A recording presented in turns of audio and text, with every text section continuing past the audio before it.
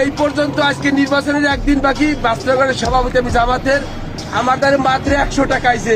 আমি কাদেরকে টাকা দিব আর কি করবো দেখেন। এই সালাম দিয়ে ওগুলো কথাবার্তা কি এত ঢুকে, কিন্তু ভাই বেড়াদাররা আমার হুমকি দেয়, পরে তো আমার কেটা সাহায্য করবো। কারণ এরা যাই আসে ঘরের উপরে এখনই রাখে আমার বাপে অনেক বলে যে বাবারে তুই খাইছে খায়।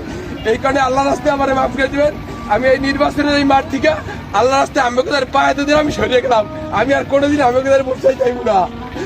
আসসালামু আলাইকুম রহমতুল্লাহ। আল্লাহর মোহাম্মতের বান্দারা, বিগত টাইমে আমি জামাত ইসলামের লাগে জাগতারে ভোট চাইছি। আল্লাহ রাস্তায় আমার ক্ষমা করে দিবেন। আমার কথায় কেউ আমার আশায় সেন্টারে যাইবেন না। আমি আপনাদের কেউ কোনো পিলে হেফাজত করতে পারবো না, কারণ আমার ভাই বেড়াদেররা আমার মারার হুমকি দিচ্ছে। আমার আজকে আমার ভাই দুটোর কাছে বলে 13 তারিখের পরে আমার দেখে নিবে। আর এক ভাই আমার হুকুমারি কয়ে আছেন বাইনে হইলে মাঝি হারাইতাম। আমার বাবেনও অনেক অত্যন্ত নরম মানুষ। আমি চাই না কারোর সঙ্গে কোনো তর্ক বাজাইতে। আপনাদের ছোট বড় যাদের এই ছোট ছেলে সন্তান আছে সবাই আমি সালাম দিয়ে চলি। কিসের লেগে আমি চাই এই সমাজটা পরিবর্তন হোক। সমাজের 12 ছেলে সন্তান নেশা করে গেছে।